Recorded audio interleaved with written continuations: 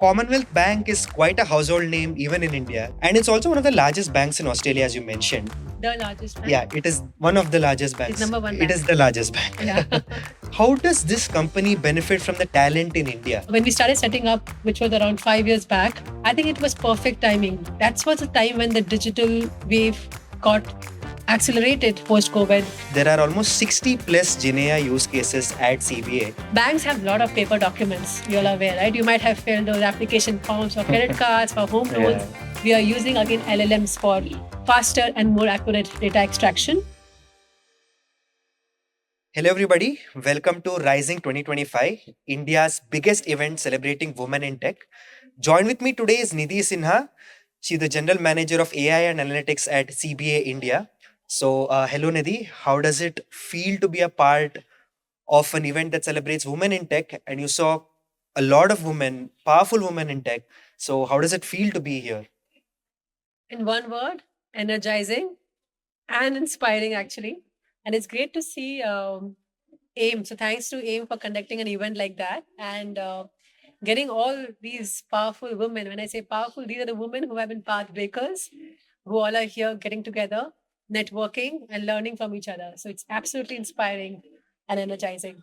Right, that's wonderful. And Commonwealth Bank is quite a household name even in India, given their association with many cricketing tournaments. So that's the first thing that came up to my mind. Yeah. And it's also one of the largest banks in Australia, as you mentioned. The largest bank? Yeah, it is one of the largest banks. It's number one It bank. is the largest bank. Yeah. So how does this company benefit from the talent in India? So how does Indian workforce and Indian talent help CBA in Australia? Very good question. So, being number one bank, as I said, is obviously something which we take seriously. It has not brought complacency. There's a lot of focus in terms of what can CBA or Commonwealth Bank do more to one stay in the number one, and also, as I said, to keep reimagining what we can do for our customers. So, customer is at the heart, and for that, you need to have the people. You need to have technology, obviously, but the people who will use the technology and drive those exceptional outcomes. And the talent in India, we all know we have amazing talent, especially in the fields of technology, data science, AI, which I think almost a lot of different banks, not just banks, a lot of organizations leverage. For CBA, when we started setting up, which was around 5 years back, and after that, and around that time, COVID hit, I think it was perfect timing. That was the time when the digital wave got accelerated post COVID. And then we had the Gen AI wave, all of that coming through. The talent in India, which is extremely, I would say, apart from the fact that technically very, very strong, there's a very strong commitment and customer mindset. This talent is actually helping us accelerate a lot of these ambition. So our team is actually part of a lot of this innovative solution which is getting built. So we work in a squad construct and we have teams across locations coming together, and a lot of this technical and the expertise. And when I say technical expertise, our people here not only just come with that, they also have experience of a lot of other global banks. So they bring a lot of diverse perspective of what, say, a bank in US is doing. And Australia is an island nation, right? So getting this diverse perspective actually helps in making the products and outcomes stronger. So the diversity of perspective, the technical skill set, and that culture of really commitment and driving outcome. Right. I think that's a great answer. And so one thing that struck me in your talk is you mentioned there are almost 60 plus GenAI use cases at CBA. And our audience is always interested in how does AI intersect with this industry or that industry. So when it comes to banking, so on top of your mind, what are some of the most two or three interesting use cases that CBA is largely benefiting from along with its customers? When we started, one of the top themes that a lot of other organizations might also be working through would be RAG, where we Yes. use retrieval augmentation to really mine through a lot of knowledge within the bank, and help our colleagues to do their work in a more efficient way. So we have built a lot of chatbots internally, which leverages the policies and processes. And even if it's a newcomer or a seasoned employee, they can use a chatbot to know more or what next to be done in a particular process or in a particular decisioning space. So that's one drag. Second would be content generation. So there are a lot of times when you have to write or create content. For example, when customer complains, unfortunately, customer might have gone through a not so good experience and they complain to us. We have to write back to them either through emails or through even normal mails. So drafting of those letter, right, with all the required inputs, we have gone live with the use case which that is done by Gen AI. Earlier, what would take 10 minutes cannot be done in 10 seconds. So it creates a nice letter with a lot of empathy. But obviously, we have human in the loop. We want the humans or the agents because they are the ones who should take the final decision on whether the letter drafted is right or not.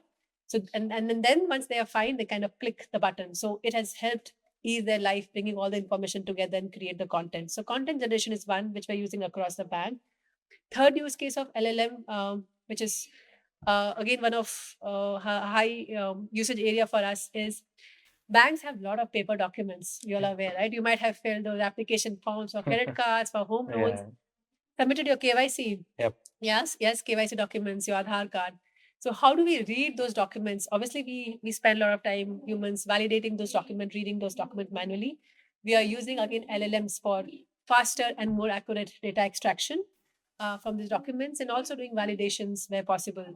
So these are some of these use cases. And last, I won't say last, but something for customers, right? How do we make their customer experience much more enriching? So can we give them more insightful customer journey, dynamic customer journey when they're on our on website? So rather than a very rigid chatbot which gives a very canned answer, we all Right. have seen that, Yes. right? We give a Yes. more generative AI interfaces. So we have already gone live with few use cases there. So again, I know I'm adding to the list, but the another one is using AI or engineering to make the AI process and engineering process faster. Right. Right? So we are actually powering the engineering work when we're writing codes, when we're creating some applications. We're using AI to make that faster and more efficient. I spoke about the data as well, the entire data landscape, understanding the lineages. We're using AI to make that faster. So enough and more use cases. I think the limitation is only our imagination. Right. Between AI data and Gen AI, there's enough and more that can be done. Right. And a very good thing that I heard is that you guys have also open sourced a machine learning model. So could you shed more light on that and your partnership with Anthropic and how a leading company in the foundational model layers Yes. helping CBA achieve more use cases? Yes, absolutely. So that open source model is for that we had built that what we call as AITD, AI for transaction abuse. That was so there's a digital abuse that happens when people don't they use transaction data for sending abusive messages to the recipient. And we have built some very strong AI models to identify those abuse. These are not easy to identify. A lot of pattern detection has to be done over a period of time. It's not just one message which is abusing. It will be a chain of those messages that needs to be um, deciphered and labeled. Uh, we have been in this space since 4 or 5 years, and we have worked closely with our customers, community, and different teams to actually identify and build this. And we have been helping our customers to navigate those difficult situations. Um, and we want that this benefit should not just be restricted to CBA customers. So we have open sourced the code. We have a partner in H2O.ai. So we have partnered with them, and this code is available on their site. And there's a link. I think you can go to H2O.ai and search for AITD, and you'll get the link there. That's one example. Apart from that, couple of other, if I want to say how we are partnering or sharing our uh, industry first solutions. So another one is in the fraud space. Right. I spoke about name check, collar check. So these are solutions where we're using AI and a lot of technology um, to understand any wrong payment well in advance. So when a customer is about to click, adds the pay details, account number, IFSC code, about to click, we show a message says that there's a mismatch between account number and the person. Right. So are you sure? And if it's a fraudulent, because somebody might have impersonated and given a different account number, you can identify and stop it then and there. So the transaction has not gone through. This technology we are open again. We are sharing with other partners in Australia. We've also partnered with JP Morgan, for example. It's a Right. US bank, and we are sharing what we have done with them so that they can also leverage for their customers for international payments. So there are these codes, technologies, where we really want banking as a community to be coming together so that customers get a better outcome. Right. So, besides the amazing tech stack at CBA, what is the kind of culture at your company that enables a huge amount of women-led workforce? And you did mention an important statistic given the amount of women present at the leadership. So, could you shed more light on that? Yes, I think about CBA India, for example, we Yeah. had the luxury of starting from scratch.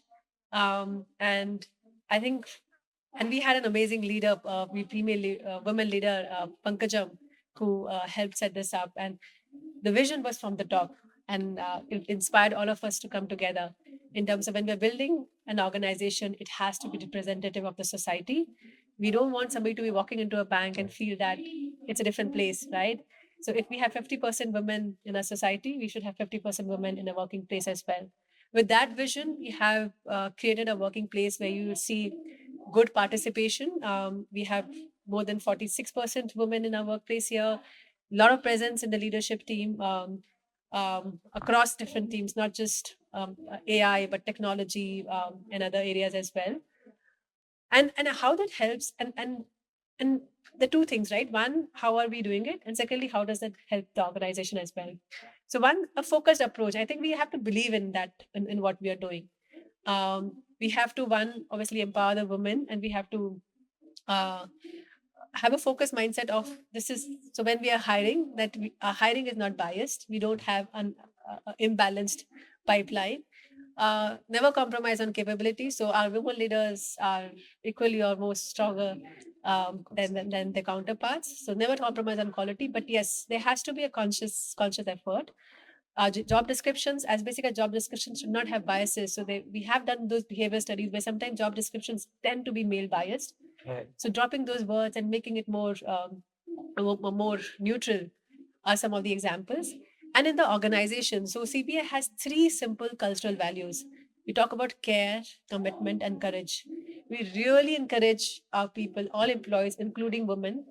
Care and commitment comes, I think, quite naturally to us. The third is courageous, to be courageous, to speak up, to challenge if something is not happening right. So this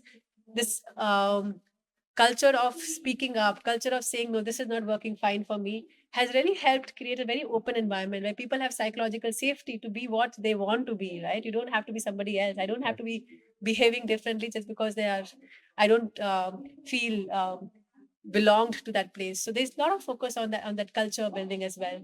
And it's great to see how everybody's coming together and thriving, and that's where the innovation happens, right? And then the next culture of innovation, and people feel so comfortable, then they can come together, they can brainstorm, they can challenge, and they can innovate and work across geography. So that's where the real innovation then really thrives. Right. And your experience of more than 2 decades, 2.5 decades, as you Yes. mentioned, is more than inspiring for any individual who's aspiring to get into the tech industry. But particularly for women, for young women who are watching us, what would an inspiring anecdote or a message from your journey be that you would want to pass on to some of the more aspiring women in the tech industry today? Yeah, I get inspired. I think whenever I talk to any woman and hear about their story, each of them Right. is so inspiring, right? We all have different paths, but it's amazing how all of us um, have kind of treaded on that and created our own mark. In a couple of words, I would want to say, have a dream. So dream, and dream can be. It doesn't mean that every woman needs to be in STEM, but if you want to be, then just go and follow. Be courageous, be bold, follow your dream. There would be challenges. There would be a lot of supporters as well on the way. So leverage the supporter, leverage your strength, and just keep following your dream. And dreams can also change over time. That's okay. But follow that and work hard. I think there's nothing that comes easy, be it for men or women. We have to work hard. We have to ensure our skill is updated. We have to learn.